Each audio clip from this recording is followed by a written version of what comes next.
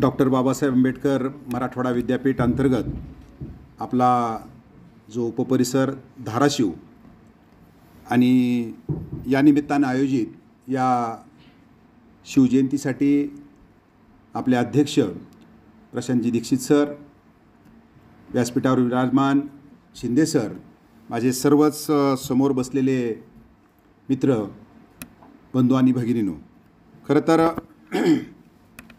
ही सकाळपासूनचं दुसरं व्याख्यान मी लातूरच्या एक फार मोठ्या कॅम्पसमध्ये त्या ठिकाणी सकाळी गेलेलो होतो. त्याच्यानंतर ते व्याख्यान संपवून माझा टायमिंग मी पाळला, तर त्यानुसार मी तर पोचायचं त्यावेळेलाच निश्चितच पोचलो. मात्र आपलं जे व्याख्यान, आपली जी भगिनी आहे, शिवराय अंगामध्ये संचारल्यानंतर काय होतं हे तिच्याकडं पाहिल्यानंतर त्या ठिकाणी समजतं. तर त्याच्यानुसार आज ही शिवजयंती साजरी होत असताना खरं तर शिवजयंती साजरी करण्याची सरांना मगाशी सांगत होतो मी की शिवजयंती साजरी करण्याचे अनेक प्रकार आपल्या आपल्या पद्धतीनं त्या ठिकाणी होत असतात. कोण झेंडा पाठीमागे लावावं लागले, कोण पुढं लावावं लागले, कोण घरावर लावावं लागले. काही ठिकाणी तर आपण बघतो की चौकामध्ये पुतळे बसत होते, आता घरावर बसायला लागलेले आहेत. आणि काही मंडळी त्याच्याही पुढची उत्सव असतात, ते मंडळी तर सायलेन्सर काढून जी शिवजयंती साजरी करतात. असाच चौकात काल बसलो होतो, शिवजयंती तिथंचा माहोल तयार झाला आणि 2 वेळेस तो सायलेन्सरची गाडी होती, तो तिकडून इकडं 2 वेळेस केला. तो कुणासाठी करत होता हे मला माहीत होतं. तर तशा रीतीने एकंदर त्याला आता बोलूनही भागत नाही, म्हणून त्याला बोलवून घेतलं, चहा वगैरे पाजला. म्हणलं हे माझ्याकडे बुलेट आहे, परंतु मी फार हळू चालवतो, व्यवस्थित आवाज येतो, कारण आम्ही 1968चे मॉडेल आहेत आमचं, तर त्यामुळं आम्ही व्यवस्थितपणे गाडी चालवतो. पण अशा प्रकारची सायलेन्सर कुठं मिळतं तुला? तर त्याने सांगितलं ह्या मेकॅनिककडे मिळतं. मग चहा पिऊ दिला अगोदर आणि त्याच्यानंतर सांगितलं की अशा प्रकारची सायलेन्सरची गाडी गेली ना तर उगीच्या उगं मला आवडत नाही, पण तुला सांगतो मुलं आईची आठवण करतात त्याच्या, आणि त्याच्यामध्ये जर फटाके असतील तर पुन्हा बहिणीची आठवण करतात. तर ते सांगितल्यानंतर मात्र त्याला लक्षात आलं मुद्दा, कारण असं जर सांगितलं असतं तर अवघड झालं असतं त्याला. तर तशा रीतीने एकंदर कसं का असतं ना, उत्साह असला पाहिजे, परंतु आपल्या कुठल्याही वर्तनातून दुसऱ्याला त्रास ना झाला पाहिजे, हे खऱ्या अर्थानं शिवराय. भाजीच्या देठाला हात ना लागला पाहिजे हे सांगणारे शिवराय. आणि मग ही शिवजयंती साजरी करत असताना आपण कसं वर्तन करावं याचंही भान आम्हाला या ठिकाणी असलं पाहिजे. त्यामुळं शिवरायांच्या या असणाऱ्या व्याख्यानाला सुरुवात करत असताना त्यांचा जे 4 शब्द आपल्या मुखामधून त्या ठिकाणी आपल्यापुढं मांडत असताना या माणसाची कीर्ती, या असणाऱ्या थोर पुरुषाची कीर्ती काय वर्णावी. शिवरायांचे 8वावे रूप, शिवरायांचे 8वावे रूप, शिवरायांचा 8वावा प्रताप, शिवरायांचा 8वावा साक्षेप भूमंडळी, शिवरायांचे कैसे चालणे, शिवरायांचे कैसे बोलणे, शिवरायांची सलगी देणे कैसे असे. यशवंत, कीर्तिवंत, मूर्तिवंत, सामर्थ्यवंत, वरदवंत, पुण्यवंत, नीतिवंत, जाणता राजा, निश्चयाचा महामेरू, बहुत जनाशी आधारू, अखंड स्थितीचा निर्धारू, असा हा श्रीमंत योगी, असा हा श्रीमंत योगी. या श्रीमंत योगीशी बोलत असताना ज्याचा जन्म शके 1551 शुक्ल नाम संवत्सरे फाल्गुन वद्य तृतीया 16 घटी 32 पळे वार शुक्रवार म्हणजेच 19 फेब्रुवारी 1630 रोजी शिवनेरीवर जो सूर्य जन्मला त्याचं नाव शिवाजी महाराज. या शिवरायांना प्रथमतः मी या ठिकाणी मानाचा मुजरा करतो. खऱ्या अर्थानं आत्ताच सरांनी सांगितलं की आपला हा दुसरा योग आपल्याकडे येण्याचा आणि सकाळचं व्याख्यान, त्यामुळं दीक्षित सरांच्या माध्यमातून हा पुन्हा एकदा आपल्याकडं सुयोग येतोय आणि मी तासभरातच इथं दुसरं व्याख्यान करून एक विक्रम करतोय. तर हा योगायोग आपल्या दृष्टीनं महत्त्वाचा आहे. आपला फोन आला आणि मी येणार नाही हे कसं शक्य आहे? कारण का कुणी ना पुसावा आम्हाला जात धर्माचा अजेंडा, आम्हीच वेडे त्या इतिहासाचे घेऊन फिरतो खांद्यावर छत्रपती शिवरायांचा झेंडा. हा झेंडा घेऊन फिरत असताना शिवरायाविषयी काय बोलावं, कारण अनेक पैलू त्या ठिकाणी माझ्या मनामध्ये रेंगाळतात. 50 मिनिटामध्ये कितपर्यंत वर्णन करावं. शिवरायांच्या गनिमिकायावर PhD करत असताना पहिला मी व्यवसाय करायचो. अमृतराव सर किंवा बाकीचे ज्यांना मला जुनं मानतात त्यांना माहीत आहे की खऱ्या अर्थानं मी प्राध्यापक म्हणून त्या ठिकाणी जॉईन झाल्यानंतर 93ला त्यावेळेस ढकलाढकलीतून व्हायचं आपण. आता नाही तसं होत. नेटशेट नव्हते आमच्या वेळेला, काहीच नव्हतं. MA सेकंड इयर झाले की लगेच दुसऱ्या दिवशी नोकरी. त्यामुळं त्यावेळेला मी माफी मागून सांगतो की सर मला आजोबांचं नावसुद्धा माहीत नव्हतं. व्यवसाय चांगला चालला होता. मात्र ज्यावेळेस शिवरायावर PhD करायला लागलो, मग 3-3 वाजेपर्यंत त्या ठिकाणी जागायला लागलो, मग मला लक्षात आलं की बाबा याच्यापेक्षा हे महत्त्वाचं आहे. आणि म्हणून धर्मामध्ये सांगितलं जातं की लक्ष्मी आणि सरस्वती हे दोन्ही महत्त्वाचे असतात. आणि ज्यावेळेस मी हे वाचायला लागलो, जी प्रतिष्ठा याच्यामध्ये मला मिळाली कदाचित पैशातून त्या ठिकाणी मिळणार नव्हती. म्हणजे शिवरायांचं किती मोठं या ठिकाणी वर्णन करावं हे कमी आहे. आणि माझं लिखाणाची पद्धत आपण जर पाहिलं असेल की दर शुक्रवारी गाळीव इतिहास नावाचं एक माझं सदर आहे पुण्यनगरीला. सर मी 3 वर्ष झालं पेड कॉलम लिहितो, ऑल एडिशनसाठी पेड कॉलम लिहितो. दुसरी गोष्ट, यूट्यूब जे कोणी बघितलं असेल माझं, तो सुद्धा मी माझं पेमेंटमध्ये चालू आहे. यूट्यूबवर सुद्धा सबस्क्रायबर खूप आहेत, तर त्याच्यावर गाळीव इतिहास नावाचं सदर मी लिहितो. आपण सर्च जर केलात यूट्यूबवर डॉक्टर सतीश कदम, तर तेही आपल्याला पाहायला मिळेल. तर हे सांगण्याचा उद्देश एवढा आहे की माझी लिखाणाची पद्धत म्हणजे गाळीव म्हणजे गाळीवच असलं पाहिजे. जे कुठं ऐकलं नाही, जे कुठं पाहिलं नाही, माझ्या पुढं मी म्हणेन कितीही कोण असेल मला माहीत नाही आहे, कारण माझं जी वागण्याची पद्धत आहे, नाना पाटेकर मला फार आवडतो. तुम करोडपती बनने से मैं तो भिकारी नाही बनता. माझी पद्धत ही माझीच असली पाहिजे. आणि म्हणून शिवरायांचा गनिमी काव्यावर अभ्यास करत असताना नाशिकच्या शेवटच्या टोकापर्यंत, सुरत असेल, इकडं तंजावरपर्यंत असेल, जिथं जिथं शिवरायांचं छोटे छोटे काही घडलं असेल त्या प्रत्येक भूमीला मी त्या ठिकाणी पदस्पर्श आपला लाभला, तिथली कपाळी माती लावली आणि मग अभ्यास करून मांडणी त्या ठिकाणी करत असतो.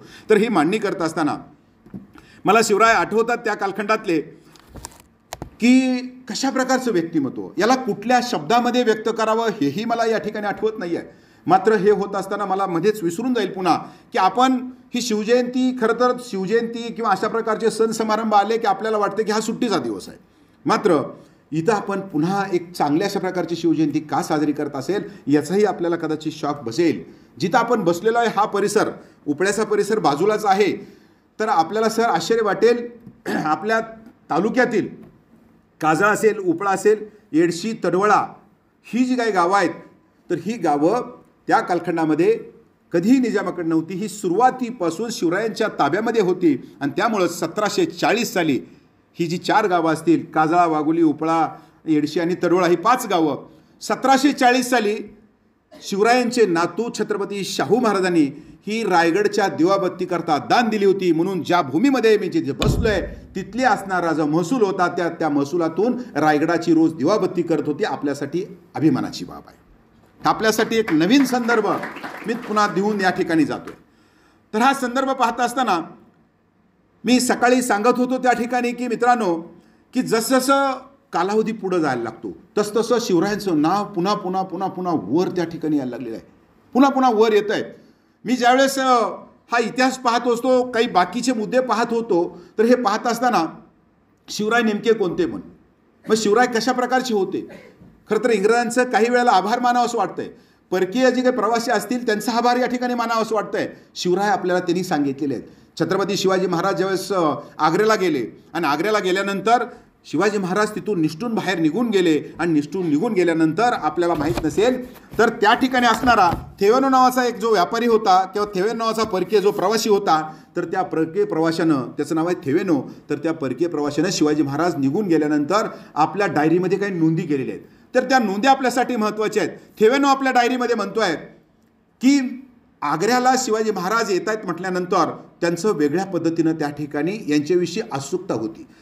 त्यावेळेला या असणाऱ्या औरंगजेबाच्या जो राज्यारोहण समारंभ आहे त्याच्याकडे भरपूर लोक आले आहेत, लाखो लोक तिथे उपस्थित आहेत. मात्र शिवरायांची उपस्थिती ही वेगळी जाणत होती. त्याचं कारण होतं की छत्रपती शिवाजी महाराजांनी त्या कालखंडात बलाढ्य अशा प्रकारचा जो सेनापती होता अफजल खान, त्याचा बंदोबस्त केला होता. शाहिस्ते खानाचा बंदोबस्त केला होता. शाहिस्ते खान म्हणजे त्या कालखंडातला सर्वात श्रीमंत अशा प्रकारचा सेनापती, ज्याच्या नावावर बंगाल कापत होतं. याची बोटं अंधारे रात्री त्या ठिकाणी छाटली.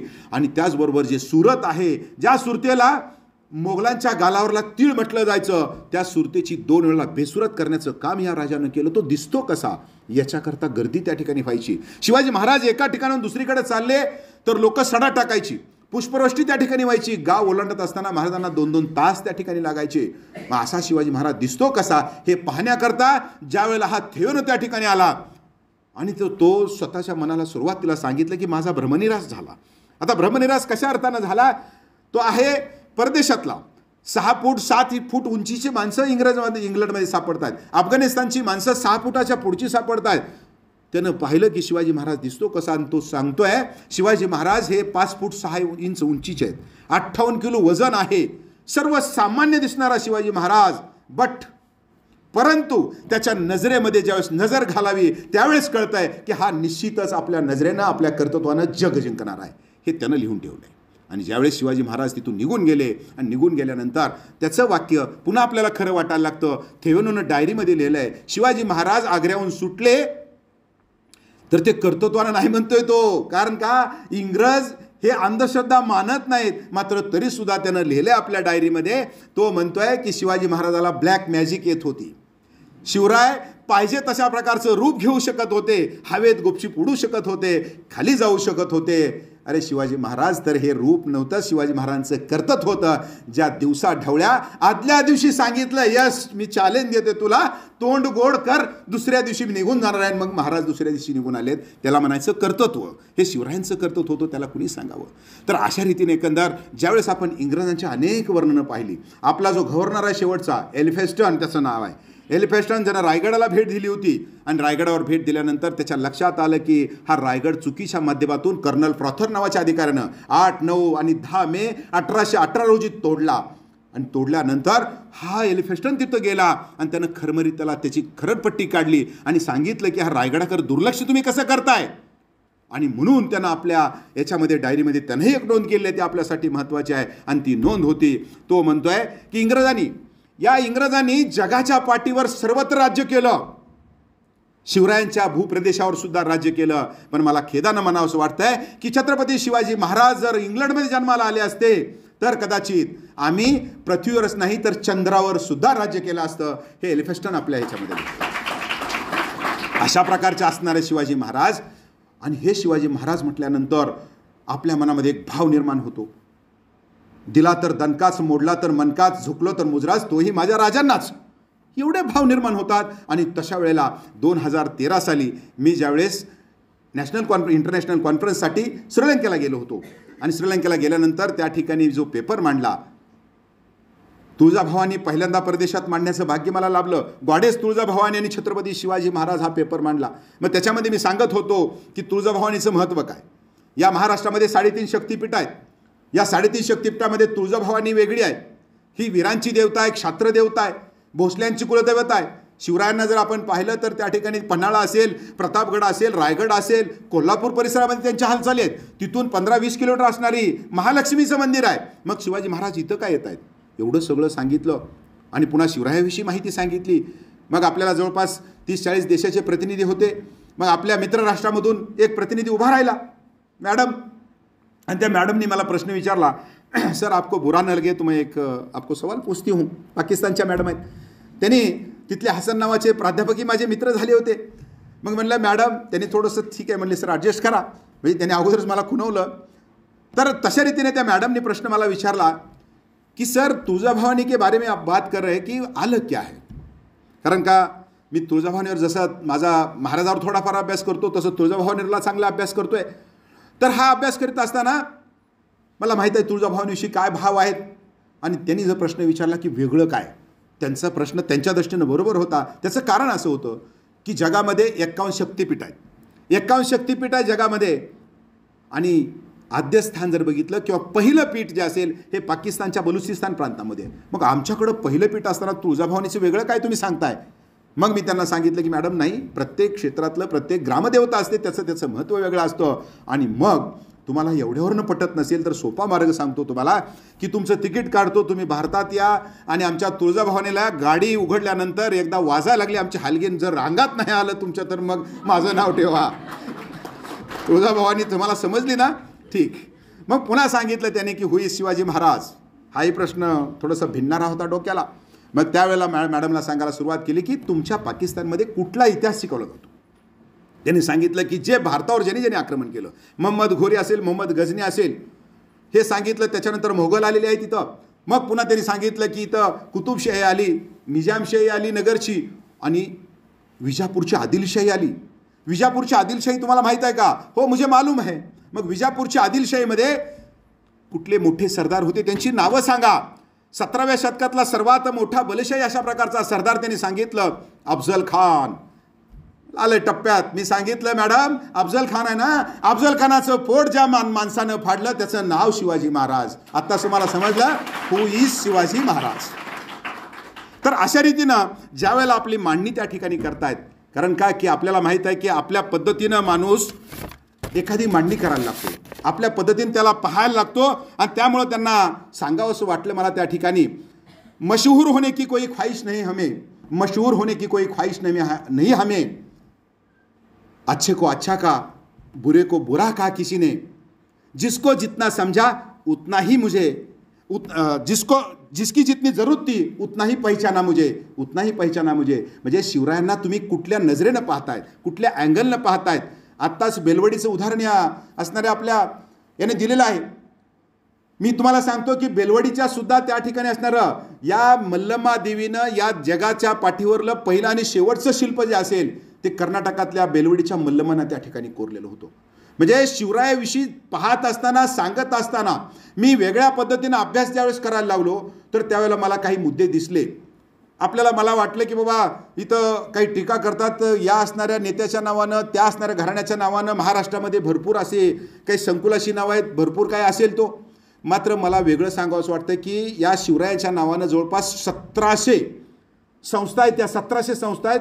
त्यातून खास करून उत्तर भारतापासून ते इकडं असणाऱ्या विजयवाड्यापर्यंत संस्था आहे. विजयवाड्यामध्ये 1957 साली एक संस्था मला दिसली, त्या स्वातंत्र्य सैनिकाने काढलेलं एक शाळा आहे. तर त्या शाळेचं वैशिष्ट्य तुम्हाला सांगतो. शिवरायांचे पुतळे, कुणाचेही पुतळे हे कुठं असतात, बाहेरच्या बाजूला असतात, साईडला असतात. तिथला पुतळा त्या माणसानं गेटवर बसवलेला आहे. आपल्या गेटवर पुतळा बसवला. आता हा गेटवर पुतळा बसवल्यानंतर आता मी ज्यावेळेस ह्याच्यावर संशोधन करत असतो त्यांना फोन केला तिथल्या प्राचार्यांना आणि त्यांनी सांगितले कोण होते हे. त्यांनी सांगितले की थोर स्वातंत्र्य सेनानी होते. मग म्हणलं शिवरायांचं 1957 साली आपल्याकडं 80 आणि 85पर्यंत शिवजयंतीसुद्धा साजरी होत नव्हती लवकर नीट. मग तुमचं इथं कसं आहे. त्यांनी सांगितलं की शिवरायांचे फार मोठे ते भक्त होते. शिवाजी महाराज कर्नाटक स्वारीवर येत असताना आमच्या गावातून गेले होते, हे भाव माझ्या मनामध्ये आहेत. आणि शिवरायासारखा राजा मी पाहिला नाही, अशा प्रकारची त्यांची नितांत त्यांना आदर होता. बरं म्हणलं पुतळा वर का बसवला. त्यांनी सांगितलं की शिवरायांचा जो विचार असेल, बाजूला पुतळे बसवले ते बाजूला राहतील, मात्र मुलं ज्या वेळेला माझ्या शाळेमध्ये येतील, शिवरायांच्या खालून आल्यानंतर शिवरायांचे विचार मनामध्ये घेऊन येतील, म्हणून मी पुतळा वर बसवलेला आहे. तर अशाही प्रकारचा इतिहास आपल्याला या असणाऱ्या देशात जगाच्या पाठीवर त्या ठिकाणी आढळतो. तर हा इतिहास आढळत असताना काही गोष्टी मला पाहायला मिळतात. तर त्या गोष्टी पाहत असताना थोडंसं आपण वेगळ्या पद्धतीचे विद्यार्थी आहात. आता हा तो भाग वेगळा की कोण आज काय करायला लागलं माहीत नाही सर. आता आमचे शिक्षक काय करतात, शिक्षक आयुर्वेदाचं औषध देतात, आयुर्वेदिकचा शिक्षक औषध देतो, आयुर्वेदाचा माणूस इतिहास सांगतो, डॉक्टर हॉटेल टाकतायत. म्हणजे या देशामध्ये खऱ्या अर्थाने NEP अगोदर लागू झाली, आपण उभं प्रयत्न करायला लागलो. तर अशा रीतीने एकंदर जर आपण बघितलं तर शिवरायांचं मात्र तसं नव्हतं. शिवरायांची जी पद्धत पाहिली आपण तर शिवरायांची पद्धत या असणाऱ्या इंग्रजांना केव्हाच त्या ठिकाणी कळून चुकलेली होती. आणि ही पद्धत सांगत असताना मला एक शिवरायांचं इंग्रजांच्या बाबतीतलं एक कोट त्या ठिकाणी किंवा इंग्रजांच्या बाबतीतला एक त्यांनी वापरलेला नुक्सा जो होता तो या ठिकाणी सांगावा असं वाटतोय. आपण पाहिलं 6 जून 1674 राज्याभिषेक झाला. राज्याभिषेक झाल्यानंतर शिवरायांना पैशाची गरज निर्माण झाली. शिवरायांना पैशाची गरज निर्माण झाल्यानंतर शिवरायांनी इंग्रजाकडून काही तांबं विकत घेतलं. तांबं विकत घेतल्यानंतर शिवरायांनी सांगितलं की आमच्याकडं पैसे नाहीत तर तुम्हाला आम्ही ड्राफ्ट देतोय. म्हणजे त्यावेळी आजचा ड्राफ्ट त्यावेळेला हुंडी म्हणायचं. शिवाजी महाराजांचं काय काय वर्णन करावं, म्हणजे कधी कधी असं वाटतं की गप्पा मारा माझ्यावर, मी भरपूर बोलेन 3 तास 4 तास, अनेक प्रश्नाची जंत्री माझ्या मनामध्ये होते. तर शिवाजी महाराज ज्यावेळेस निघायचे ना, असे स्वारीला निघायचे, निघत असताना शेकडो हजारो वतनदार, कुलकर्णी, पाटील, चौगुले हे बाजूला फिरायचे. कशाकरता बाजूला फिरायचे माहीत आहे का. महाराजांनी गाव जिंकलं की मला पटकन त्याचं वतन मिळेल. त्याच्याचबरोबर शेकडो अशा प्रकारचे सावकार बाजूला असायचे. काय गरज पडली की हुंडी त्याला देता येईल. त्यावेळेची जी काही पद्धत होती तर ती पद्धत वेगळ्या दृष्टीनं आपल्याला महत्त्वाची आहे. त्यावेळेस आजच्यासारखं म्हणजे 38 कलम जे काही लागत नव्हतं. एकदा शब्द दिला त्यांनी फक्त असं उच्चारल्या बाजूला की ओके ठीक आहे मला पैसे मिळाले. म्हणजे तुम्हाला एखादी वस्तू इथं घेतली आहे ती पैसे हैदराबादला त्या ठिकाणी पोचवायचे आहेत, फक्त इथल्या सावकाराला सांगितलं की पैसे पोचला म्हणायचं. अशा प्रकारची पद्धत होती. थोडंसं थांबून मी तुम्हाला याचं एक आदर्श उदाहरण देतो आणि पुन्हा इकडे येतो तांब्यावर. आपल्याला माहीत आहे की या देशामध्ये शिर्के कंपनी होती. शिर्के कंपनी ज्यांनी भारतामध्ये फार मोठ्या अशा प्रकारचं कन्स्ट्रक्शनमध्ये नाव कमवलं, त्या शिर्के कंपनीमध्येच मला आठवली, म्हणजे बांधकाम क्षेत्रातलं जे वाईच्या बाजूला असणारं पसरणे नावाच्या गावातले हे शिर्के, BG शिर्के त्यांचं नाव आहे. ग्रॅज्युएट झाले, पुण्यामध्ये आले आणि पुण्यामध्ये आल्यानंतर त्याने आपला व्यवसाय सुरू केला. फार मोठं कन्स्ट्रक्शन तिथं सुरू झालं आणि सुरू झाल्यानंतर शिर्केंना पहिल्यांदा दुबईचं त्या ठिकाणी कॉन्ट्रॅक्टर मिळायचं होतं. दुबईला ते गेले आणि दुबईचं त्या ठिकाणी गेल्यानंतर एक मध्यस्थी माणूस त्यांचा होता, तर त्याच्याकडून त्या राजाची भेट घेण्याकरता ते मध्ये गेले. राजाची भेट घेण्याकरता तिथलं काही राजेशाही आहे, तर तिथं मध्ये गेले आणि सांगितलं की हे कोण आहेत, हे अशा अशा प्रकारचे आहेत, त्यांचा असा असा अनुभव आहे. मग ठीक आहे, तुम्हाला काय पाहिजे, तर यांना म्हणले स्कीम आपली देऊन टाकायची आहे. त्यांनी राजाने फक्त हात केला, हां ओके चला बाहेर, काही नाही, कोण विचारलं नाही, काय नाही. ते बाहेर आले. शिर्केंना रात्रभर झोप नाही आहे, त्यांनी आपल्या आत्मचरित्रात लिहून ठेवलं हे. शिर्के म्हणले की एवढा मोठा प्रोजेक्ट मला पहिल्यांदा परदेशात मिळाला आणि म्हणून दुबई दाखवण्याचं काम शिर्केने केलं बघा 30-40 वर्षापूर्वी आपल्या मजुरांना.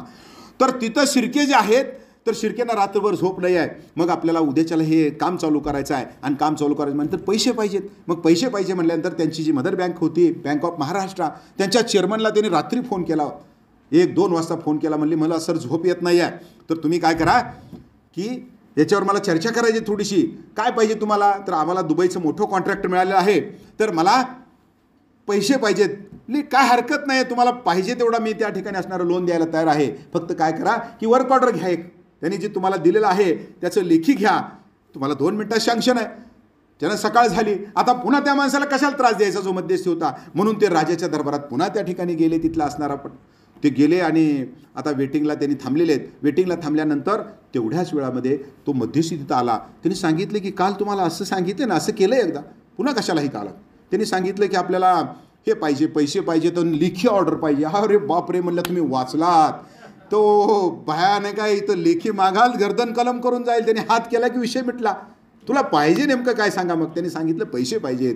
मग त्यांनी मध्ये त्यांना नेलं. मध्ये नेल्यानंतर सांगितलं की यांचा प्रोजेक्ट आता चालू करायचा आहे, यांना टोकन अमाऊंट दिली पाहिजे, किती पाहिजे. त्यानं सांगितलं 30%, त्यानं सांगितलं 50%, चला बाहेर. तर अशा प्रकारचं म्हणजे एकंदर आपण जगामध्ये काय काय शिकतो. मग शिवाजी महाराजांनी तशाच प्रकारे तांबं विकत घेतलं आणि तांबं विकत घेतल्यानंतर इंग्रज जो होता तो अधिकारी, त्या इंग्रज अधिकाऱ्याला त्यांनी हुंडी देऊन टाकली. हुंडी दिली आणि सांगितलं की हुंडी घ्या तुम्ही, म्हणजे चेक घ्या, आणि हा चेक आमचा कुठला आहे, गोळकोंड्याचा आहे, म्हणजे आजचा हैदराबाद तिथला चेक आहे. तिथला आपल्या निजामाचं अबुल हसन तानाशहा जो कुतुबशहा होता तिथलं, त्याचं काही देणं लागतं आहे, तर त्याच्याकडून तुम्ही पैसे घेऊ शकता. मग आता काय करायचं, तिकडे जायचं आहे. आपल्याला दुसरं एक जात सांगतो की आज जी मुंबई जी बसली, तुम्हाला मुंबई हे गावच म्हणा, केवळ आणि केवळ छत्रपती शिवाजी महाराजांमुळं बसलेलं गाव आहे. तिथं बेटं होती, काही नव्हतं. त्या कालखंडामध्ये आर्थिक राजधानी आपली सुरत होती. आता होऊ पाहते तो भाग वेगळा. तर तशा रीतीने एकंदर आर्थिक राजधानी सुरत होती. तर त्या सुरतेवर महाराजांनी 2दा आक्रमणं केली. 2दा आक्रमण केल्यानंतर ज्या वेळेस आता इथं सुरक्षित नाही आहेत हे जाणीव झाली, म्हणून त्यांनी राजधानी इकडं आणली मुंबईला. तर तशा रीतीने एकंदर ही हुंडी जी होती पहिल्यांदा मुंबईच्या गव्हर्नरकडे गेली. मुंबईच्या गव्हर्नरनं सुरतला पाठवली, कारण सेंटर आहे ते, तिथं हुंडी गेली. आणि तिथं हुंडी गेल्यानंतर ती हुंडी त्याच्यावर काय लिहायचं ते लिहिलं. तिथला जो असणारा जो काही कुणी होता कारकून, तो गेला कुठं, आता गोळकोंड्याला गेला. गोळकोंड्याला गेल्यानंतर तिथं आपल्याला तिथले जे राजदूत होते त्या राजदूतच्या कार्यालयामध्ये गेला आणि सांगितलं की आम्ही शिवरायांकडे आलो.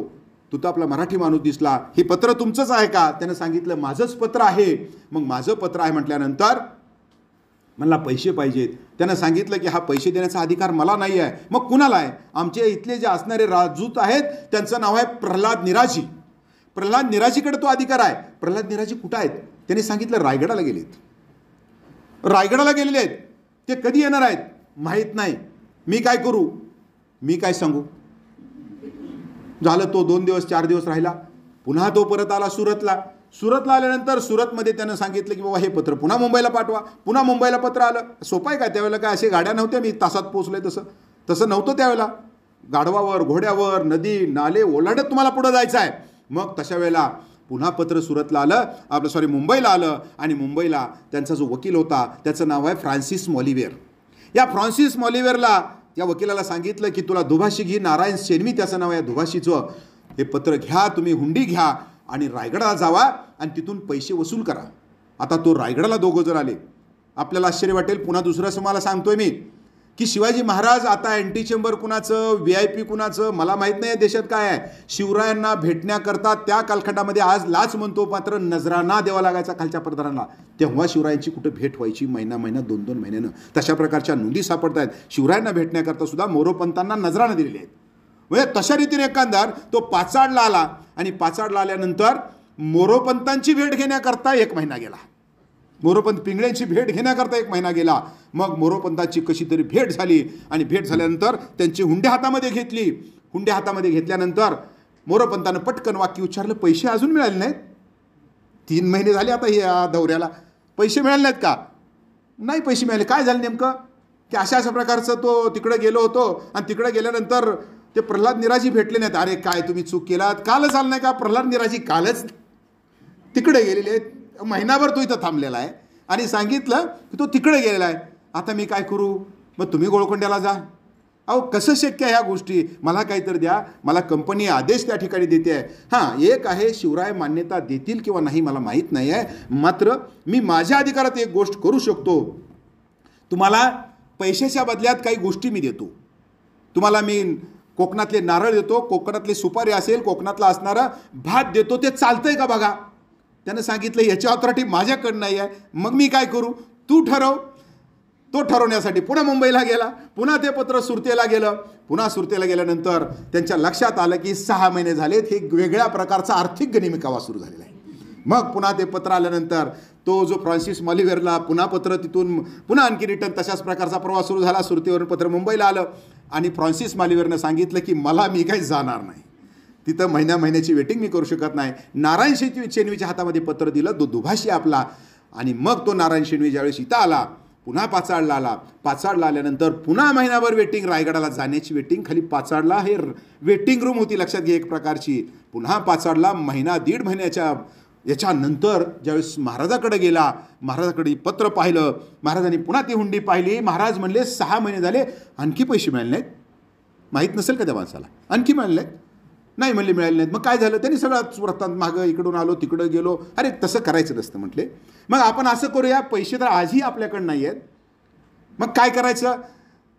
मी तुम्हाला तांब्याच्या बदल्यात चांदी देतोय, चालतंय का म्हटले. हो, दिवसा तारे उमटले. त्याच्या पुढं मी चांदी घेतली आणि माणूस सांगतोय की मला चांदी, तांबं घेतलं आणि चांदी कशी म्हणतोय हा. अरे काय करायचं नेमकं? मग चालतंय का तुम्हाला? त्यानं सांगितलं बघूया. मग आता ते काय नेमकं करायचं? ती ऑथॉरिटी माझ्याकडनं आहे. पुन्हा आणखी ते सुरू झालं. मग विचारून बघा. आता त्यानं सांगितलं की बाबा काय कोणा पण आपलं महसूल करायचं, आता थांबून भागणार नाही, 6 महिने होऊन गेले. त्यानं म्हणलं ठीक आहे, मी ॲडजस्ट करतो, काय होईल ती होईल, देऊन टाका चांदी. निराजीला सांगितलं, आपल्या मोरोपंतांना सांगितलं, पिंगळ्यांना, पंतप्रधानाला, यांना आपल्या जामदारखान्यामध्ये घेऊन जा आणि मोजून तेवढ्या ह्याची चांदी देऊन टाका. त्यांना जामदारखान्यात नेण्यात आलं. तिथं असणारी चांदी मोजली. चांदी मोजल्यानंतर त्यांच्यापुढं हिशोबाचा कागद धरला. हिशोबाच्या कागदावर जी काही भाव होते ते भाव त्यानं बघितले. चांदीचा भाव 28 रुपये शेअर लावला. त्यानं म्हटला की चांदी आम्ही और इंग्रजा ईस्ट इंडिया कंपन्या जगामध्ये चांदी पाठवतोय, आत्ता चांदीचा भाव 23 रुपये शेअर आहे, तुम्ही 28 रुपये शेअर चांदी विकता. मोरोपंतानं हळूच वाक्य उच्चारलं, उंची लोक उंची पसंत, रायगड 4000 फूट उंचीवर आहे, आमचे भाव हेच आहेत, पटतंय का बघ, नाहीतर विचारला जा. तर अशा रीतीनं नाविलाज असतो तो चांदी घेऊन परत गेला. अशा प्रकारे इंग्रजांना सुद्धा टोपी घालणारा माझा शिवाजी राजा होता. या पाकिस्तानची काय मजा. तर अशा रीतीनं ज्यावेळेस दुसरं एक उदाहरण मला द्यावंसं वाटतं की शिवाजी महाराजांविषयी आत्ताच सांगितलं तुम्हाला की कितीतरी उदाहरणं आपल्याला अशी देता येतील. शेवटपर्यंत माझ्या मते असं आहे की शिवरायांना आणि या औरंगजेब असेल त्यांची नजरानजर अजिबात झालेली नसावी. ते 5व्या रांगेत उभे होते, तिथं गोंधळ झाला होता आणि मग त्यांना घेऊन गेले होते. अनेक लोक अशी होती की शिवरायांना कुणी पाहिलेलं नव्हतं, शिवरायांना कधी ऐकलेलं नव्हतं. अनेक जगाच्या पाठीवर अशी लोक होती की त्याला आपण कुठलं इंटरनेट 5G आणा नाही तर आता 10G येऊ देत भविष्यातलं, मात्र शिवरायासारखी प्रसिद्धी कदापि होऊ शकत नाही आहे. कुणीच कुणाला पाहिलं नाही. शिवराय निघाले नुसतं एका गावातली दुसऱ्या गावाला तिसऱ्या गावाला माणसं सांगायची. कसं काय होतं या माणसाचं माहीत नाही आहे. आणि तशा रीतीने एकंदर ज्यावेळेस आम्ही पाहिलं की शिवाजी महाराज आग्र्याला गेल्यानंतर जी घटना मी तुम्हाला सांगायला लागलो होतो की शिवाजी महाराज आग्र्यातून निसटले. आता शिवाजी महाराज आग्र्यातून निसटल्यानंतर मागा सांगितलं की थेवनेनं वर्णन केलं ते सोडून द्या. औरंगजेबाच्या समोर ज्यावेळेस ही घटना आली कारण का की कालपर्यंत तिथला असणारा फौजदार फौलाद खान त्याचं नाव आहे. फौलाद खान खिडकीतून चक्रा मारत होता. आज म्हणतो ना त्याला कमांडोचं कडं, तशा प्रकारचं त्रिस्तरीय कडं होतं महाराजांना. स्वतःचा अंगरक्षक वेगळे, त्या रामसिंगचे जे असणारे राजपूत वेगळे होते, त्याच्यानंतर यांची फौज आणि पुन्हा असणाऱ्या तटबंदीनंतर चौक्या बसवल्या होत्या गावाला सगळ्या. तर अशातून महाराज तिथून निघून गेलेले आहेत. अशा वेळेला फौलाद खानानं ही ज्यावेळेस खबर त्याच्या पुढं आली आणि खबर आल्यानंतर फौलाद खान जो होता धावत धावत या अफजल खानाकडे गेला, औरंगजेबाकडे गेला आणि औरंगजेबाला सांगितलं शिवा भाग गया, शिवा भाग गया. त्यानं सांगितलं की कैसा भाग गया. तो म्हणतोय पता नहीं, अभी मुझे पता नहीं है, अभी तो इधर था, ना जाने आसमान में उड़ गया क्या जमीन में घुस गया. कसा घुसला आणि कुठं गेला मला माहित नाही, त्याला शोधून आण, तुम्ही वर्दी द्या, त्याच्यावर बक्षीस लावा, कुठं असतील तिथं शिवाजी महाराजाला या ठिकाणी माझ्यासमोर हवाली करा. मग हवाली करा म्हटल्यानंतर जागोजागी तशा प्रकारचे जे निरोप गेले. आणखी जे फौज होती अलर्ट झाली. फौज अलर्ट झाल्यानंतर शिवाजी महाराज काय आपली जी काही स्ट्रॅटेजी म्हणता येईल आपल्याला, जे काही सर्व काही आपल्या जे काही संकेत असतील हे सर्व त्या माणसापुढं फेल आहेत कधी कधी.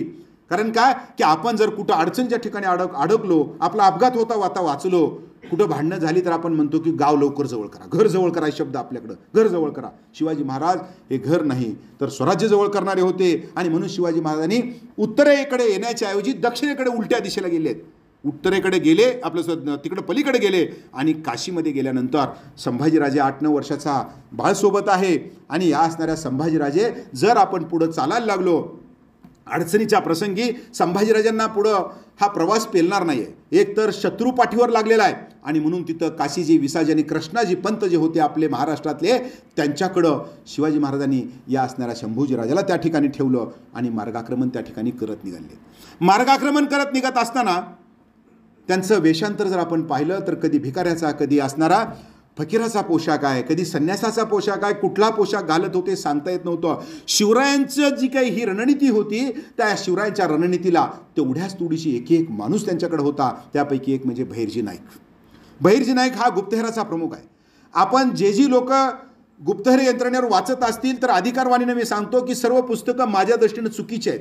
कारण का की गुप्तहेर यंत्रणा एवढी गुप्त होती की त्यांच्याविषयी कुठेही रेकॉर्ड सापडत नाही, कुठेही रेकॉर्ड सापडत नाही आहे. मात्र बहिर्जीचं नाव 2-3 ठिकाणी सापडतं आहे. तर तो बहिर्जी रस्ता साफ करण्याचं काम करत. रस्ता साफ म्हणजेच पुढं एकंदर जसे पायलट गाड्या असतात तसं वेगवेगळ्या प्रकारचं जी काय असेल तिथं गुप्त माहिती घ्यायचा आणि त्याचे जर पोशाख याचे बघितले ना या माणसाचे कशी जन्माला माणसं देवानं घातले असतील कधी कधी असं वाटायला लागतो याचं.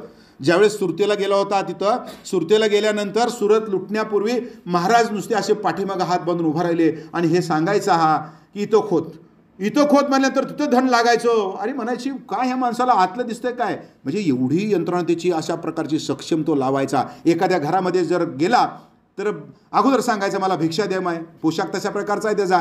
भिक्षा वाढून आली त्याला वाटले घरामध्ये मला पुन्हा उभं ठसका लागायचा, पाणी दे आणि सगळं सेटलमेंट करून तो पुढच्या दिशेला लागायचा. तसं तो ज्यावेळेस आग्र्यामध्ये राहतोय, आग्र्यामध्ये राहत असताना सुद्धा त्यानं अवल्याचा पोशाख परिधान करून औरंगजेबापर्यंत पोचला होता आणि औरंगजेबाला आदल्याच दिवशी त्याच्या डोक्यावरती पीस मारून सांगितलं होतं की तुझं उद्या सकाळी भलं होणार आहे. ते भलं तर दुसऱ्या दिवशी आपल्याला झालेलं आहे. तर तशा रीतीनं हा असणारा बहिर्जी नाईक शिवरायांना तिथं कव्हर करत पुढं जातोय. शिवराय त्याचे राजे आहेत. कधी कधी असं व्हायचं की शिवाजी महाराजांचा पोशाख शिवाजी महाराज सुद्धा या बहिर्जीला ओळखू यायचं नाही. आणि मग या बहिर्जीकडे एक खून होती. काही पुस्तकामध्ये सांगितलं होतं की त्याच्याकडे इथं बेलाचं सोन्याचं पान छोटंसं होतं. ते दाखविल्यानंतर लक्षात यायचं की हा बहिर्जी आहे. आणि अशा वेळेला एक फकीर जो होता, एक फकीर रस्त्यानं चाललेला आहे. फकीर जात असताना पुढच्या बाजूला 5-6 घोडे घेऊन एक व्यापारी यायला लागला. व्यापारी येत असताना त्यानं बघितलं की 6 घोडे समोर दिसले. फकीर घोड्यावरून उतरला आणि घोड्यावरून उतरून त्या असणाऱ्या व्यापाऱ्याला मधलं घोड्याकडे बोट केलं आणि सांगितलं की या मधल्या घोड्याची किंमत काय. मधल्या घोड्याची किंमत विचारतोय. आश्चर्य वाटलं व्यापाऱ्याला. त्याला वाटलं की वा हे मधला आपला घोडा आहे, सर्वात ह्या 6 मधला 1 नंबरचं घोडा आहे आणि या फकीरानं घोडं कसं काय विचारलं असो. त्याला आश्चर्य वाटलं. त्यानं सांगितलं फकीराला, अरे बाबा तुला काय करायचं आहे फकीरा, जाऊ दे ना तू, जा ना, मला तुला घोड्याची किंमतीहून तुला काय करायचं, अरे तुझी किंमत बोल म्हणला फक्त. त्यानं सांगितलं की 15 अश्रपा. 15 अश्रपा किंमत सांगितल्याबरोबर त्यानं कमरेची थैली काढली, त्याच्या हातावर त्या ठिकाणी थैली टाकली. घोड्यावर या फकीरानं टांग टाकली. टांग टाकून भरधाव वेगानं ती फकीर जो होता घोडं घेऊन निघून गेला. निघून गेल्यानंतर फकीर 2 मिनटं तरी त्याला थेवेनं आठवलं का काय मला माहीत नाही. तो लागला बोलायला, तो मला काय ही जादू झाली, एक फकीर आला काय, ती पैसे टाकले काय, निघून गेला, मला काहीच कळलं नाही. मला अरे जागं हो झाला तो. आणि म्हणला पैसे तर बरोबर आहेत का नाही, मेनच घोडं नेलं, आपलं मुख्य घोडं नेलंय, नेमकं काय पैसे दिलेत का नाही. म्हणून तिनं थैली उकलली आणि थैली उकलल्यानंतर पैसे मोजले. त्याच्यामध्ये निघाले 40 अश्रफा. घोड्याची किंमत किती आहे? 15 अश्रफा. ही तर सापडत आहे 40 अश्रफा. त्याच्या मनामध्ये काय वीज चमकली माहीत नाही. तो पैसे असं वाजवायला लागला आणि वाजवत वाजवत त्यानं एक वाक्य उच्चारलं, ये कहीं शिवाजी तो नहीं था, ये शिवाजी तो नहीं था, ये शिवाजी हो सकता है, ये शिवाजी था. वेडासारखं तो बडबडायला लागला आणि सांगितलं की मी जर औरंगजेबाकडे गेलो आणि जर ही कथा सांगितली तर मला मोठा इनाम मिळेल. मी शिवाजीला पाहिलंय, शिवाजीच्या मागावर माणसं जातील, त्याला पकडतील, मला जहागिरी मिळेल. आणि म्हणून त्यानं घोडे बाकीचे तिथं टाकले. धावत धावत तो गेला, आग्र्याला गेला, कुर्निसात घातला आणि या असणाऱ्या बादशहाच्या पुढे उभा राहिला आणि त्याला सांगितलं, मैंने शिवाजी को देखा है, हां ये शिवाजी हो सकता है, मैंने शिवाजी को देखा है. याला म्हणले अगोदर थंड करा, नेमकं काय बडबडा लागला हे काय कळणं गेले, तू काय म्हणतो सांग एकदा. मग त्यानं सगळा वृत्तांत सांगितला की उडून फकीर येत होता, मी असं जात होतो, त्यावेळेला माझ्याकडे 6 घोडे होते. त्यानं सांगितलं की मधलं घोडं मला पाहिजे. मग मी त्याला 15 सांगितलं, त्यानं 40 पैसे म्हणजे 40 अश्रफा दिल्या, थैली देऊन टाकली आणि तो तसाच निघून गेला. मग त्यानं सांगितलं ह्याचा आणि शिवाजी महाराजांचा संबंध काय? संबंध आहे. त्यानं सांगितलं बादशहा संबंध आहे. कारण का की नजरेवरनं जनावर पारखणारा आणि त्याच्यासाठी पाहिजे तेवढी किंमत देणारा एकच माणूस असू शकतो, त्याचं नाव शिवाजी महाराज आहे. म्हणजे ज्यांनी कधी शिवरायांना पाहिलं नाही तशा प्रकारचा माणूस सुद्धा शिवरायांना फक्त नजरेवरनं अंदाजावरून सांगतोय. मग त्यावेळेला त्यानं आपल्या प्रधानाला विचारलं की बाबा रे, ही घोड्यावर आलेला फकीर पुन्हा घोडं का घेतलं? त्यानं घोड्यावर आलेला फकीरानं पुन्हा घोडं का घेतलं? त्यानं सांगितलं की शिवाजी महाराज आहे, एवढा मोठा टप्पा 50-60 किलोमीटरचा टप्पा तो पार करतोय, त्याला घोडं टिकत नाही आहे, म्हणून तो सारखं घोडं बदलत आहे. औरंगजेबाचं वाक्य त्या ठिकाणी महत्त्वाचं आहे. मोगल दरबाराच्या बातमीपत्रातलं ते सांगतंय, ते घोडे तो बदला होंगे, घोडे बदले होंगे, लेकिन कमर वही आहे ना. काय सांगावं त्यांचं वर्णन. तर अशा रीतीनं हे शिवाजी महाराज ज्यावेळेला आपण पाहिलं की पुढं मार्गाक्रमण करीत असताना ज्यावेळेस आपल्या राज्यामध्ये पोचले आणि आपल्या राज्यामध्ये पोचल्यानंतर पुन्हा एक घटना त्या ठिकाणी घडली. पुन्हा त्यांचं वेषांतर चालूच होतं. वेषांतर चालू झाल्यानंतर आपल्या राज्यात आलेत, आता आपला पोशाख करूया. त्यांनी संन्यासाचा आपल्या बैरागीचा पोशाख केला आणि बैरागीचा पोशाख केल्यानंतर म्हणावं काय चाललंय जगामध्ये बघावं आपल्या राज्यामध्ये. आणि म्हणून एका झोपडीच्या दरवाजाला गेले. दरवाजा खटखटला, तिथं म्हातारी त्यांना दिसली आणि म्हातारी दिसल्यानंतर म्हातारीला सांगितलं की बाबा मला काहीतरी पीठ दे थोडंसं. तिने सांगितलं यार सकाळची वेळ आहे, एवढा मोठा बैरागी एवढा संन्यासी माझ्या दाराला आलेला आहे, तू जेवूनच जा. मग तिने जेवायला वाढलं. महाराज तिथं बसले आणि महाराज बसल्यानंतर कोकणामध्ये भात खातात तशा रीतीने एकंदर त्या म्हातारीनं जो भात होता तो भात महाराजांना वाढला. महाराजांना भात वाढल्यानंतर पुन्हा ती मध्ये गेली, गरम गरम असणारे वरण वगैरे आणलं आणि वरण आल्यानंतर ती वरण वतायला लागली, तेवढ्यात ती मागं सरकली. अरे बापरे, काय झालं आजी माय? त्याने सांगितलं की अरे म्हणले तू शिवाजीसारखाच आहे. म्हणले कसं काय ओळखलं ह्यानी? त्याला मोगलांना ओळखवायला नाही, ह्यांना ओळखवायला नाही, दाढी वाढलेली आहे आणि काल तर मला बहिर्जीनं ओळखलं नाही आणि आता तू सांगते की शिवाजीसारखंच आहे बाबा तुझं. महाराज चमकले. कसं काय? तसं नाही रे म्हणले, माझा राजा सारखा तुझ्यासारखा आहे बघ. म्हणले कसं काय? माझ्यासारखा दिसतो? नाही रे, तुझ्यासारखा या दृष्टीनं आहे की माझा राजा, मी आत्ता तुला वरण वाढलं, तू आळण केलं आणि त्याच्यामध्ये वरण घेणार आहे, तसा माझा राजा अगोदर आपले असणारे स्वराज्य जी तटभिंत असेल तर तटभिंत फिक्स करतो आणि मग राज्य करतो. ही आहे शिवरायांची रणनीती. एका म्हातारीला सुद्धा त्या ठिकाणी माहीत झाली होती हे शिवरायांचं स्वराज्य होतं. ज्यावेळेस मग महाराज तिथं पोचले, तिथं पोचल्यानंतर जिजाऊनीसुद्धा सुरुवातीला ओळखलं नव्हतं. मात्र आपल्याला माहीत आहे की शिवरायांच्या बाबतीतलं वर्णन करावं तेवढं कमीच असतंय. शिवरायांचं तोषण आपण वर्णन करतो, मात्र त्या घराण्याचा कधी आपण अभ्यास करीत नाही आहे. शिवरायांच्या घराण्याचा जर तुम्ही भोसले कुळाचा अभ्यास केला, मालोजी राजापासून आजोबा इंदापूरच्या युद्धामध्ये मारले गेले, चुलते असेल भातवडीच्या युद्धामध्ये मारले गेले, शिवरायांचे थोरले भाऊ संभाजीराजे कनकगिरीच्या युद्धामध्ये मारले गेले. संभाजीराजांचं बघितलं आपण, संभाजीराजे हाल हाल करून त्या ठिकाणी ठार मारण्यात आलेला आहे. दुसरे असणारे जे त्यांचे राजाराम दुसरा जो मुलगा होता ते 30व्या वर्षी वारले गेले. शिवरायांना सुद्धा आयुष्य काय मिळालं, 50 वर्षाचं आयुष्य मिळालं. सुनबाई ज्या होत्या त्यांच्या, ताराबाई साहेब 34 वर्ष नाताच्या जेलमध्ये होत्या. सकवारबाई शिवरायांच्या शिवरायांच्या पत्नी ज्या आहेत औरंगजेबाच्या कैदेत त्या ठिकाणी वारलेल्या आहेत. आणि ज्याला घराण्याची इज्जत आपण म्हणतो तर त्या असणाऱ्या येसूबाई, त्या येसूबाई मोगलांच्या कैदेमध्ये 27 वर्ष होत्या. तरणी बांड गेलेली ती असणारी माऊली अगदी जुल्फ घेऊन पांढरी त्या ठिकाणी आलेली आहे. स्वराज्यासाठी ते आलेले आहे ना. तर तशा वेळेला ज्यावेळेस हे जिजाऊंच्या समोर उभा राहिल्यानंतर संभाजीराजांच्या बाबतीत आपण बघितलं तर 1.5 वर्षाच्या असतानाच सईबाई साहेबांचं निधन झालेलं होतं. सईबाई साहेबांचं निधन सुद्धा वेगळ्या प्रसंगी झालेलं आहे. अफजल खान चालून आलेला होता. अफजल खान चालून आला त्याच दरम्यान इथं सईबाई साहेबांचं निधन झालं. त्यांना 10वा 13वा करायला महाराजांना वेळ मिळालेला नव्हता. अंत्यविधी उरकून ते पटकन प्रतापगडाला आले होते. आणि संभाजी महाराजांना धाराव गाडेकर नावाच्या एका स्त्रीचं दूध पाजून मोठं केलं होतं. आणि हे मोठं करण्याचं काम जिजाऊ साहेबांनी केलं होतं. आणि जिजाऊ साहेबांनी केल्यानंतर आपल्याला सांगावंसं वाटतंय की जो नातू असतो, नाताचा पहिला मित्र म्हणजेच आजोबा असतो आणि आजोबाचा शेवटचा मित्र म्हणजेच नातू असतो. तर तशा रीतीने एकंदर त्यांची संपूर्ण जे जीव होता आपल्या संभाजीराजावर होता. आणि म्हणून जोपर्यंत जिजाऊ जिवंत होत्या तोपर्यंत या घरामध्ये खुट्ट वाजलेलं नव्हतं. आणि अशा वेळेला या जिजाऊंचे लक्ष कुठं लागलं होतं, माझ्या नाताकडे लागलेलं आहे. मुलगा तर आहेच आहे, मात्र नातू कुठं आहे यांचं लक्ष गेलं. संभाजीराजे दिसत नाही आहेत.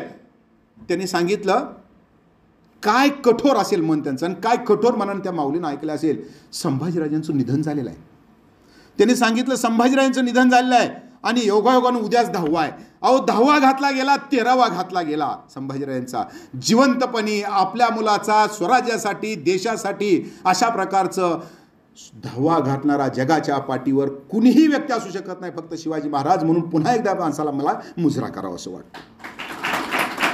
एवढं अशा प्रकारचं सहन त्या माणसाने केलं. तर हे सहन होत असताना ज्यावेळेस आतल्या घरातल्या आपल्या हालचाली मी पाहिल्या, आज आपण बघतो की वडिलाला वडील म्हणत नाही, कुणी भावाला भाऊ म्हणत नाही. त्या ठिकाणी हे सुद्धा आदर्श शिवरायांचा प्रत्येक टप्प्यातला आदर्श घ्यावा. आता शिंदे सरांनी सांगितलं की आम्ही निबंध स्पर्धा घेतो. मी सर या कोरोनाच्या कालखंडामध्ये कोरोनामध्ये सर्व जग झोपला असताना मी अध्यक्ष म्हणून काम करत असताना सर्वात जास्त कॉन्फरन्स घेतल्या. 3 वर्षामध्ये 4 कॉन्फरन्स घेऊन 550 पेपर छापले. आणि त्याचबरोबर ऑनलाईन शिवरायांच्या निबंध स्पर्धा घेतल्या तर त्याला आपल्याला असं वाटेल 75 ते 80 लाख लोकांनी प्रतिसाद दिला होता. तर अशा रीतीनं छत्रपती शिवाजी महाराज जे होते या शिवरायांचं वर्णन करत असताना मग मला एक वेगळं सांगायचं होतं की शिवाजी महाराजांचं जे आयुष्य असेल बारकाईनं आपण ज्यावेळेस अभ्यास करतो तर तशा वेळेला शिवरायांच्या वाटेला सुद्धा काय आलं, केवळ आणि केवळ नेहमी शिवराय म्हणलं की तलवार, दुसरा आपण दाखवत नाही आहे. शिवरायांचे वेगळे पैलू का, त्यांच्या पत्नीचा अभ्यास त्या ठिकाणी केला पाहिजे, आईसाहेबांचा अभ्यास केला पाहिजे, मुलाचा अभ्यास केला पाहिजे, त्यांच्या सावत्र भावाचा त्या ठिकाणी अभ्यास केला पाहिजे. ज्यावेळेस शिवाजी महाराजांनी कर्नाटक स्वारी आखली होती, कर्नाटक स्वारीवर जेव्हा शिवाजी महाराज गेले होते त्यावेळेला आपल्याला माहीत आहे की भागानगर वगैरे हे राज्य केलं आणि पुन्हा त्यानंतर गेले तंजावर परिसरामध्ये. तंजावर परिसरामध्ये गेल्यानंतर एक घटना तिथं घडलेली होती. तर ती घटना किती म्हणजे काय काय वर्णन करावं. शिवराय त्या गडावर तिथं थांबलेले आहेत. गडावर थांबल्यानंतर सकाळची वेळ आहे. सकाळच्या वेळी ते पाहतायत तर कुणी तर सांगितलं त्यांना की बाहेर खूप गर्दी झालेली आहे. त्यांना वाटलं की काय अडचण घेऊन लोक आलेत का, काय प्रकार आहे हा. त्यांनी सांगितलं येऊ दे त्यांना मध्ये. त्यांनी सांगितलं की आम्ही या परिसरातले पूर्ण सावकार आहोत, मग तुम्हाला काय पाहिजे, तुम्हाला कोण त्रास देते का. त्रास वगैरे काही नाही हो, त्रासाचं सोडून द्या. तुमचं नाव एवढं ऐकलंय राजे, हे संपत्ती संपूर्ण तुमच्या चरणी अर्पण करतो, आमच्यावर राज्य करा. अशाही प्रकारची लोक तिथे भेटली. आणि तशा वेळेला त्यांचे जे बंधुराज होते बऱ्याच वर्षानंतर व्यंकोजी राजे, शिवरायांना 8 सावत्र भाऊ होते. 8 सावत्र भाऊ शिवरायांना, म्हणजे सावत्रचं काय असतं आपल्याला आजही माहीत आहे. आणि संपूर्ण जो वाटा असेल, जो असणारा शहाजीराजाने निर्माण केलेलं राज्य, त्यांना मिळालेलं राज्य, हे संपूर्ण व्यंकोजीकडच्या ताब्यामध्ये होतं तंजावरला. मग आपल्यासारखा म्हणतं की मलाही अर्धा वाटा वडिलाचा मिळाला पाहिजे. मात्र त्यांनी सांगितलं की नाही, आपण दोघं मिळून व्यवस्थितपणे राज्यकारभार करू. मी इकडं राज्यकारभार करतोय आणि तू तिकडं राज्यकारभार कर, याची चर्चा करण्याकरता तिरुवल्लच्या एका असणाऱ्या मंदिरामध्ये दोघांची बैठक भरली. आणि बैठक भरल्यानंतर त्यांना काय वाटलं माहीत नाही, व्यंकोजी राजे न सांगता तिथून रात्रीच निघून गेलेत. काय वाटलं असेल भावाला ह्या, अरे म्हणले ह्याला काय लागते. आणि म्हणून दुसऱ्या दिवशी त्यांच्यावर सैन्य पाठवलं. आणि दुसरा एक जो सावत्र भाऊ होता त्यांचं नाव आहे संताजी, नरसाबाईचा मुलगा संताजी, म्हणजे शिवरायांचा सावत्र भाऊ, त्यांचा त्या ठिकाणी पराभव केला. पराभव केल्यानंतर हे जी व्यंकोजी राजे आहेत, व्यंकोजीराजे पूर्णपणे खिन्न झाले. माझा पराभव झाला, माझ्या भावाच्या हातून माझा पराभव झाला, आणि म्हणून त्यांनी अन्नत्याग केला. शिवाजी महाराज दुसऱ्या टप्प्याला निघून गेले आणि त्यांच्या कानावर ज्यावेळेस बातमी गेली की व्यंकोजीराजांनी अन्नत्याग केला आहे, सावत्र भावाने अन्नत्याग केला आहे, आपल्यासारखं असेल तर आपल्याला माहीत आहे काय आपली म्हणजे मनस्थिती होईल. बरं झालं म्हणून आपण. मात्र त्यांनी सांगितलं, पत्र पाठवलं आणि ते पत्र कुणाच्या नावानं नाही, भाऊजाईच्या नावानं, दीपाबाईच्या नावानं पत्र पाठवलं आणि त्यांना सांगितलं, चिंता कोण गोष्टीची, भावाचा हात मस्तिका असता तुम्हा काय उणे. म्हणजे सावत्र भावाचा तुमच्यावर, भावाचा तुमच्या मस्तकावर हात असताना तुम्ही काय उणे, का कशाला चिंता करतात. जेवढं आतापर्यंत जिंकले ना, दीपाबाई तुमच्या चोळी बांगडी करता मी दान देत आहे. एवढा मोठा राजा तो. तर अशा रीतीनं आपल्याला पुन्हा वेगळ्या घटनेवर इथं घेऊन जायचं आहे की त्यांच्या मनामध्ये भाव असले पाहिजेत की जे शहाजीराजांनी मिळवलेलं राज्य होतं, ते शहाजीराजांनी मिळवलेलं राज्य कुणाला मिळालेलं आहे, माझ्या भावाला मिळालेलं आहे. मात्र यांचे जे काही संबंध होते ते वेगळ्या प्रकारचे संबंध होते आणि आपल्या मुलाचं राज्य कसं चाललंय हे बघण्याकरता 1662ला ज्यावेळेस शहाजीराजांनी इकडं दौरा आखलेला आहे. आता जर आपण पाहिलं तर शिवाजी महाराज हे आदिलशहाचे खऱ्या अर्थानं बंडखोर आहेत. इथले देशमुख होते ते. इथं बंडखोरी केलेली आहे. इथं बंडखोरी केली असेल आदिलशहाच्या विरोधात, तर तिथं आदिलशहा त्यांच्या दरबारामध्ये चाकरी करतात शहाजीराजे, त्यांची अवस्था काय झाली असेल.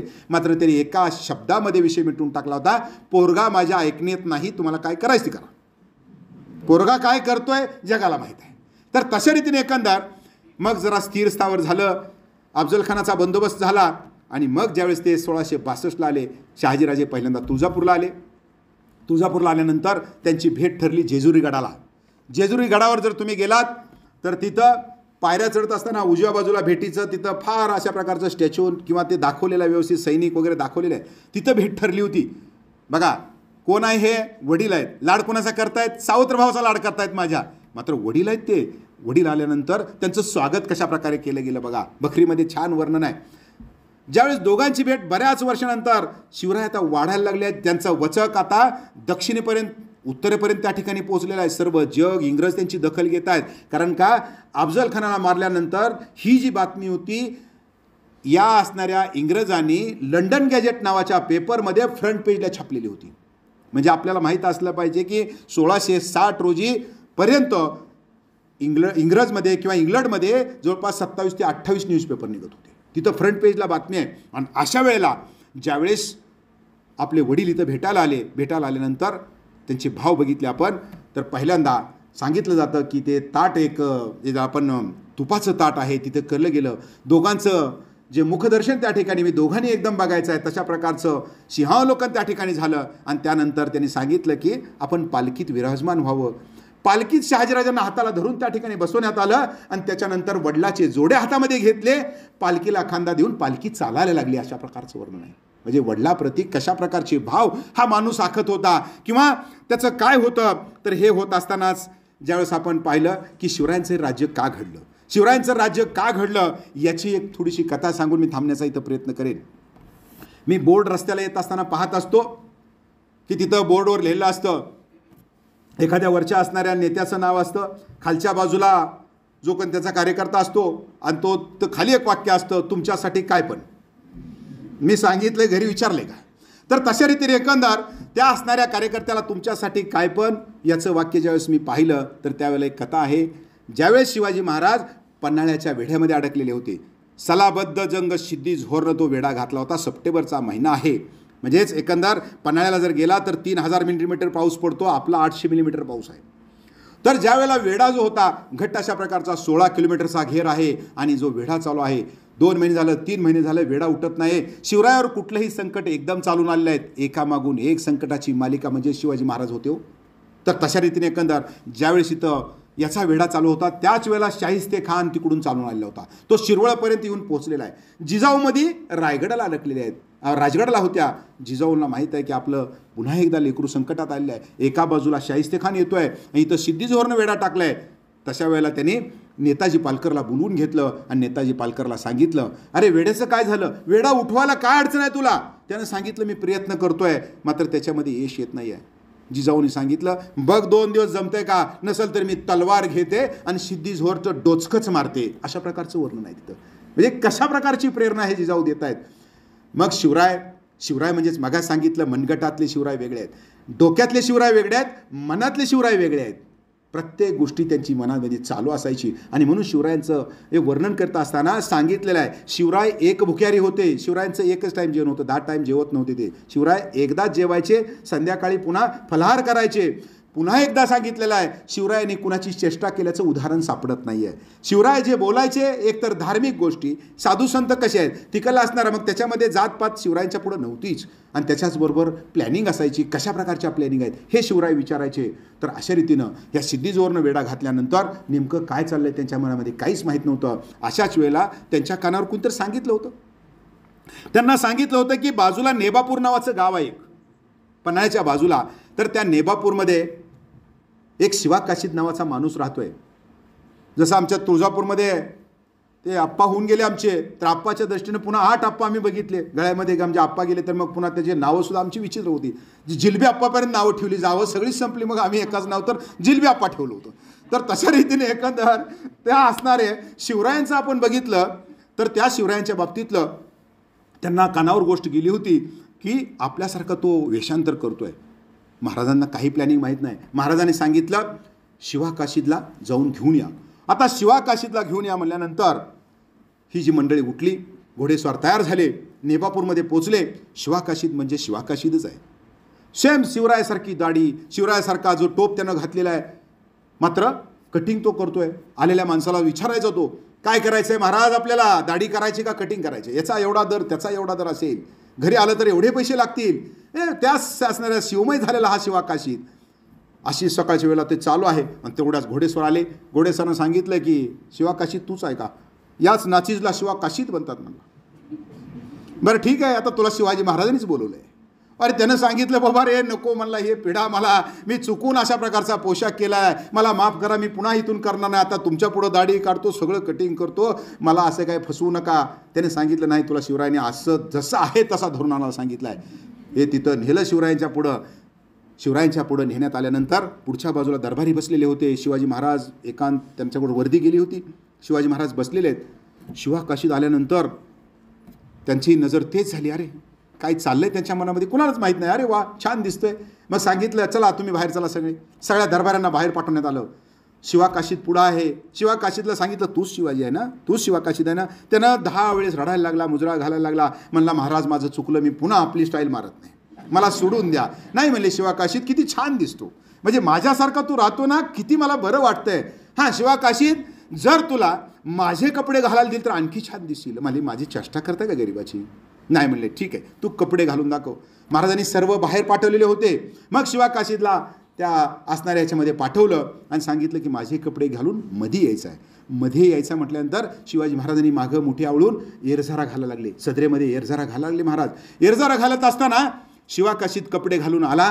पुन्हा एकदा त्यानं महाराजांना मुजरा घातला. मात्र महाराज घट्ट मुठी आवळून त्या ठिकाणी दुसऱ्याच बाजूला बघत बसले. त्यानं पुन्हा एकदा काय झालं म्हणून तो मुठी आवळायला लागला. पुन्हा सांगितलं त्यानं, पुन्हा एकदा त्यानं मुजरा घातला. मुजरा घालत असताना त्याच्या लक्षात आलं शिवा काशीदच्या की महाराजांच्या पुढच्या बाजूला अंगठ्यापाशी ओलं झालेलं आहे. त्याला विचार केलं, महाराज माझं काय चुकलंय का. तेवढ्या शिवाजी महाराजांनी वळून बघितलं, त्यांच्या खांद्यावर हात ठेवला, सांगितलं शिवा तुझं चुकलं नाही, शिवा तुझं चुकलं नाही, आता माझं चुकणार आहे. तुला हा पोशाख कदाचित मरणाच्या दाढेवर घेऊन जाणार आहे. त्यानं सांगितलं महाराज तुमच्यासाठी काय वाटेल ते करायला तयार आहे, मरण सुद्धा पत्करायला तयार आहे, फक्त आदेश द्या. हा मरायला तयार आहे, हा आता मोहिमेला तयार आहे. पुन्हा महाराजांच्या जागेवर त्यांना बसवलं गेलं. टाळी वाजवली, सर्व दरबारीमध्ये आले. महाराज बाजूला आड बाजूला थांबलेले आहेत. सर्व जेवढी मंडळी मध्ये येत आहेत सर्वजण मुजरा घालतायत महाराजांना. हे महाराज बसलेले आहेत. आता महाराजांना मुजरा घालतायत. महाराजांना लक्षात आलं की आपला जो चाललेला जो प्लॅन आहे तो सक्सेस होणार आहे, यशस्वी होणार आहे. मग सर्वांना सांगितलं समजावून, आता आपल्याला रात्री, आज अमावस्येच्या रात्री निघायचं आहे आणि अशा वेळेला याच्यावर वेगळी मोहीम द्यायची आहे. तशानुसार मोहीम आखली गेली. म्हणजे या शिवाजीची पालखी सजवली गेली. शिवा काशीद त्याच्यामध्ये शिवाजी म्हणून त्या ठिकाणी बसले. त्यांनी महाराजांचं कडं हातामध्ये धरलं, पालखीचा गोंडा धरला, पालखी उचलली गेली हर हर महादेव म्हणत. शिवरायांनी सुद्धा ती तटभिंत ओलांडली. शिवराय घोड्यावर स्वार झाले आणि घोडे विशाळगडाच्या दिशेने धावायला लागले. महाराजांनी पटकन एक लगेच पुढे सोडून टाकले. शिवाजी भाग गए. शिवाजी भाग गए म्हटल्यानंतर पालखी ज्या दिशेला होती त्याच दिशेला फाजलखानाच्या कानावर, सिद्दी जोहरच्या कानावर ही गोष्ट गेली की शिवाजी महाराज पळून गेले आहेत. मग लगेच फाजलखानानं सांगितलं, नाही, माझा हिशोब आहे हा, माझ्या वडिलाला त्यांनी मारलेला आहे, मी त्यांना ओळखतो, माझा हिशोब आहे.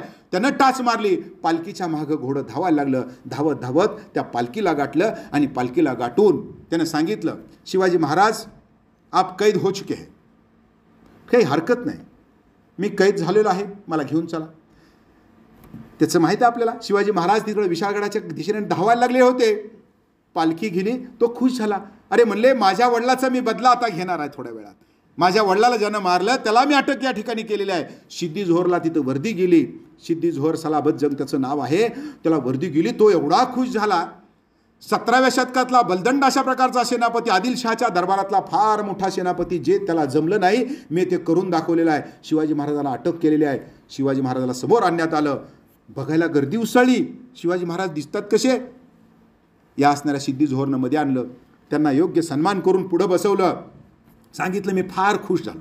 त्यांना सर्वांना सांगितलं, शिवाजी महाराज साक्षात मी आता अटक केलेली आहे. आणि अटक केल्यानंतर चला आता सर्व काही जो असेल ते उठवून टाका, आपला वेढा उठवून टाका, नगारा नौबती वाजवायला सुरुवात करा आणि आज रात्री सर्वांसाठी बडाखाना घोषणा करून टाकली. तोही खुश झाला. आणि खुश झाल्यानंतर त्यानं तेवढ्याच खुशीमध्ये आपला पॅक त्या ठिकाणी भरला. दुसरा एक पॅक भरला आणि तो शिवाजीच्या हातामध्ये पॅक दिला. हातामध्ये दिल्यानंतर हा शिवा काशीतनं पटकन 2 मिनिटामध्ये विषय मिटविल्याबरोबर त्यानं जो हातातला ग्लास होता तो मारून टाकला, त्या ठिकाणी फेकून दिला आणि सांगितलं, तलवार काढली आणि सांगितलं, तू कोण आहे बोल, तू कोण आहे बोल. त्यानं मागितलं, मी शिवाजी आहे. नाही, तू शिवाजी नहीं हो सकता, क्योंकि शिवाजी कभी शराब नहीं पीता. शिवाजी कधी शराब नाही पिता. तो कोण आहे? त्यानं सांगितलं, मी शिवाजीचा आहे, शिवाजी भोसले नाही तर मी शिवा काशीद आहे. तलवार तशीच हातामध्ये होती. त्यानं सांगितलं की तुला मरणाची भीती वाटत नाही का? त्यावेळेस शिवा काशीदचं वाक्य महत्वाचं आहे. शिवा काशीद म्हणतोय, अरे मरणाची भीती कोणाला वाटते आणि मरण आणि हे जीवन कशासाठी असतं? शिवा काशीदला एक दिवस का होईना पण शिवाजी भोसले म्हणून जगता आलं. हेच माझे या जन्माचं पुण्य. मारायचं असेल तर मार.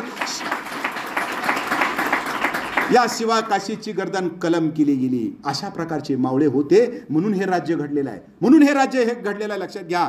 तर अशा प्रकारचं राज्य घडत असताना एक केस मी सांगून या ठिकाणी थांबतो की शिवरायांच्या प्रती वागत असताना तशाच प्रकारची एक केस माझ्या कानावर आली. हे राज्य कसं घडतं तर ती घटना आहे 14 फेब्रुवारीची. 14 फेब्रुवारी 2018. आपल्याला माहीत आहे की 14 फेब्रुवारी म्हटल्यानंतर मी मगाशी सांगितलं ना, 14 फेब्रुवारीला कुठले कार्यक्रम घ्यायचे नाही, सर्व मुलं ऑनलाईन असतात म्हटले तिने. तर तशा रीतीने एकंदर 14 फेब्रुवारी ही प्रेमाची असेल तर 19 फेब्रुवारी वीरांची असेल. तर तशा रीतीने एकंदर 14 फेब्रुवारी 2018ची घटना आहे. नैनितालमधली घटना आहे. आणि नैनितालमध्ये काय झालं होतं, एक मुलगा 12वी सायन्स झाला, एनडीए झाल्यानंतर तो मिलिटरीमध्ये भरती झाला. आणि मिलिटरीमध्ये भरती झाल्यानंतर त्याचं प्रमोशन झालं 2-3 वर्षामध्ये. तो मेजर झालेला आहे. मेजर झाल्यानंतर नुकतंच त्याचं लग्न झालं. त्याचं नाव होतं मेजर धोंडियाल. त्या धोंडियालचं लग्न झालं आणि लग्न झाल्यानंतर त्याच्या पत्नीचं नाव होतं निकिता. छान अशा प्रकारचं अरेंज मॅरेज आहे. दोघांचं रोज संध्याकाळी छान अशा प्रकारचे मॅसेज संदेश बोलणं चालू आहे. आणि अशा वेळेला 2018ला 13 फेब्रुवारी रोजी संध्याकाळी त्याने मॅसेज टाकला होता, निकिता आय लव्ह यू. ॲडव्हान्समध्ये इन अन ॲडव्हान्स व्हॅलेंटाईन. 14 फेब्रुवारी उद्या आहे, मी तुला आजच व्हॅलेंटाईन करतो, आय लव्ह यू निकिता. खुशीमध्ये ती झोपली. सकाळी त्याला वाटलं की काय अजून खुशी देणार आहे. सकाळी 6 वाजताचा व्हॅलेंटाईनचा मेसेज वेगळा आहे 14चा, म्हणून सकाळी 6 वाजता तिनं हे उघडलं, काहीच मेसेज नाही. 7 वाजल्या, 8 वाजल्या, 9 वाजल्या, 10 वाजल्या. म्हणजे ह्यानं मला काय फसवलं. काल म्हणजे मॅसेजवर मॅसेज करत होता आणि आज तर खऱ्या अर्थानं व्हॅलेंटाईन. आज व्हॅलेंटाईन कसा करणं गेला आहे. तिला मनातही काय वाटायला लागलं. मग टी व्ही पुढं बसली हॉलमध्ये. बसल्यानंतर बातम्या लागल्या आणि त्या बातम्यामध्ये एक बातमी होती हिंदी न्यूज चॅनलवर. पुलवामा या ठिकाणी अतिरेक्याने हल्ला केला आणि त्याच्यामध्ये मेजर धोंडियाल शहीद झालेले आहेत. वाट बघते प्रेमाच्या संदेशाची. दुःखद संदेश तिच्याकडे मिळाला. काय झालं असेल, अजून मुलबाळ झालं नव्हतं. घर खायला उठलं. अश्रू किती त्या ठिकाणी ढासळावे. 2 झालं 3 तास झालं रडून रडून सर्व घर बेजार झालं. कुणी समजावलं आता या ठिकाणी माणूस शिल्लक राहिला नाही. आणि अशा वेळेला ही निकिता तर पूर्ण रडून रडून कोमात जायची वेळ आली. मग तिथली कारवाई त्या ठिकाणी झाली. त्यांचं असणारं PM केलं गेलं, पोस्टमार्टम केलं. आणि ज्यावेळेला यांचं जे शेव होतं हे शेव घरापुढं त्या ठिकाणी आणण्यात आलं. शेव घरापुढं आणण्यात आल्यानंतर लाखोचा जनसमुदाय जमा झाला होता. गावात आल्यापासून या धोंडियाल अमर रहे, मेजर धोंडियाल अमर रहे अशा प्रकारच्या घोषणेनं पूर्ण शहर दुमदुमत होतं. यांच्याही कानावर घोषणा पडत होत्या. तशा प्रकारे जे शेव समोर आणण्यात आलं, घराच्या पुढं आणण्यात आलं. आई वडील सर्व खिन्न झाले आहेत. निकितांना नेण्याकरता दोघं तिघांनी धरलं. निकिताला तिथं पूर्ण तिनं मान टाकलेली होती. मान टाकलेले असताना समोर ज्यावेळेस आणण्यात आलं, समोर आणण्यात आल्यानंतर तिनं हळू डोळे उघडले, अश्रू नयनाने समोर पाहतो तर तिच्याकडे शेवपेटी आणि तिला तिरंगा लावलेला आहे. तिरंगा बघितल्याबरोबर ती माऊली थोडीशी जागी झाली. तिनं झटकलं सगळ्यांना, झटकलं. पुढं मंद पावलाने पुढे गेली आणि मंद पावलाने पुढे गेल्यानंतर आपल्या असणाऱ्या प्रियकराचं, आपल्या असणाऱ्या पतीचं त्यांनी शेव पाहिलं, त्याचा चेहरा पाहिला आणि चेहरा पाहिल्यानंतर तिनं वाक्य उच्चारलं, मेजर धोंडियाल, धोंडियाल तू मक्कार आहेस, तू खोटा आहेस धोंडियाल, तू खोटं बोलत होता. माझ्यावर तुझं प्रेम होतं, मला काल कळाल तुझं कुणावर प्रेम होतं. तुझं प्रेम माझ्यावर नव्हतं, तुझं प्रेम माझ्यापेक्षा तुझं प्रेम भारत मातेवर होतं.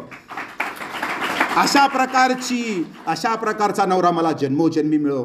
तर अशा असणाऱ्या माणसामुळं हे राष्ट्र घडत असतं. या राष्ट्राचा विचार करत असताना आपण सुद्धा काही प्रमाणात त्या असणाऱ्या पावलावर पाऊल ठेवून चालण्याचा आपण या ठिकाणी प्रयत्न करावा. अशा प्रकारची या ठिकाणी अपेक्षा व्यक्त करून मी माझ्या वालीनं विराम देण्यापूर्वी आपल्याला विनंती करतो की शिवजयंती साजरी करत असताना महाराजांचे विचार आपल्या मनामध्ये ठेवा. कारण का हसासं आनंद कमी पडेल, जगाचं जीवन कमी पडेल. जे मिळालं तो नशिबाचा भाग समजा, पण प्रयत्नच असे करा परमेश्वरला देणं भाग पडेल, परमेश्वरला देणं भाग पडेल.